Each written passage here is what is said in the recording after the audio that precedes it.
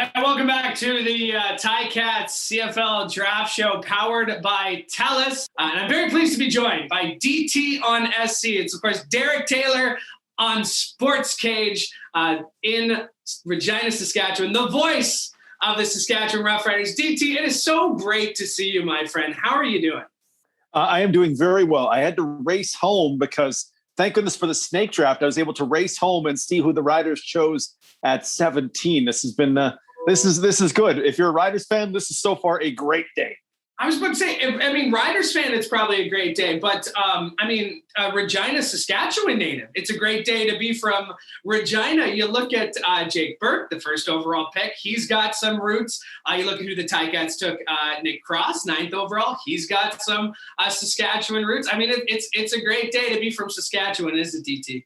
It really is. Nelson Lacombo, it's like he's from Saskatchewan. We will grant him honorary status because he was a Husky. So that's a great pick at 2. And yeah, we're still looking for a couple of Regina Rams we would expect to go in the draft as well. So Saskatchewan, we produce a lot of stuff, but top among them, football players.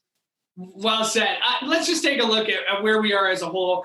It's been well reported, just the difficulties that come with a draft like this, right? A limited number of games, but the flip side of the coin is that these scouts, these general managers, these guys have been watching these players for years. So, I mean, it really isn't that much of a changeup, but obviously some challenges this season. Well, yeah, and it's that extra year of NCAA availability. The NFL thing, that happens every year, right? Guys sign free agent deals or priority deals, or they get chosen in the draft, and that slides them down or up. But that extra year of NCAA availability, eligibility, where Sage Dockstader can go back to New Mexico State, threw a little extra wrench in it. So I was curious to see how it would play out. And honestly, what I thought was going to be a year where a lot of teams took guys that would go back. Man, teams went for instant impact right off the bat, right? Between Burt to your Ticats, between Lacombo to the Riders, Cole Nelson in Edmonton. Man, Edmonton, I never heard of Cole Nelson before, but that would seem to say to me that he'll at least be available to play. Yeah. Like they really seem to go for, except for spots like BC at 4, teams went for, okay, who can play now? Okay, now let's get on to guys we might expect in 2022. So I'm putting my glasses back on here again to tell you there have been picks that have happened. So I will let you know that the Saskatchewan Roughriders have taken Bruno LaBelle from Cincinnati. He's a tight end, big body guy, 6'4", 250. And meanwhile, the Winnipeg Blue Bombers have taken Patrice Rene out of North Carolina, a DB listed at 6'2", 208. Let's get your thoughts on what Saskatchewan has done so far. Always high expectations with the Roughriders. What were they? What did you think they were going to do? And through 3 rounds here, 2.5 rounds, how do you feel like they've kind of been sticking to the game plan? Honestly, I thought they would go Lacombo. And it's one of those things, we had an availability with their GM, Jeremy O'Day, yesterday. And he was asked about, what do you think of your Canadian depth? And the first thing he said was field corner. He's like, I think we can go Canadian at field corner, boop, boop. And he went, really? Field cornerback is a position that was American forever. And that was the first thing you mentioned. And I wondered, am I making too much of that? And then boom, Nelson Lacombo at number 2 is the pick. It's a pick in what O'Day has done in last year's draft, in this past free agency, and in this draft, is give himself options for how his coaches can deploy the ratio.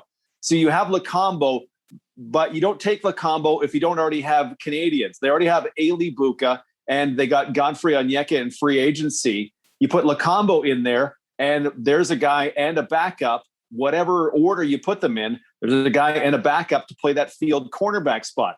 Does one of them need to play safety? Well, Mike Edem plays safety, and you could have depth in behind there. There's flexibility. And then you go to the second round and you go, oh, well, there's Terrell Jana at 17, when most of the mocks I saw had Jana at number 1. Okay, well, now they have the ability to go 2 Canadians at receiver, because you have the 6th overall pick from 2019 in Justin McInnes, and their 2nd round pick that year in Braden Lenius. Add that to the rest of their Canadian talent at receiver. Now they have the potential to go 2 Canadians at receiver. They won't need to do both of those things, but they can do both of those things. Where a giant tight end fits into that is probably something like an extra package with Bruno LaBelle. But it's just more of Jeremy O'Day giving his coaches options for using the ratio, and I love it.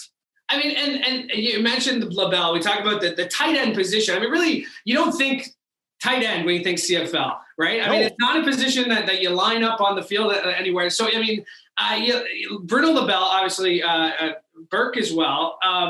Is it just the way that the game is being played now, or is it what are you kind of corresponding these moves to positions that we don't normally see in the CFL?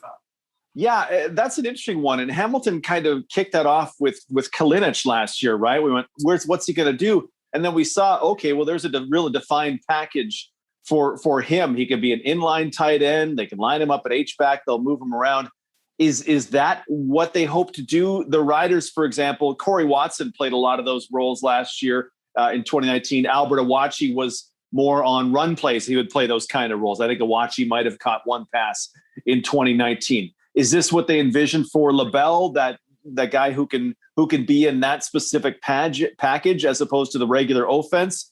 Is LaBelle a kind of guy who might lean out a little bit and get a shot at one of those receivers? I'm curious what to hear when Jeremy O'Day talks about LaBelle, what he envisions for him. Is he a specific package he has in mind that Jason Moss will want to run, or is he a guy who could transform and maybe he's that third guy to the field in a big body, but a big body that's say 230 pounds? I'm interested because they're not the first team, and now the Ticats have two tight ends essentially for their offense, and I love watching the Ticats do their thing. I can't wait to see what they do with legit two tight ends.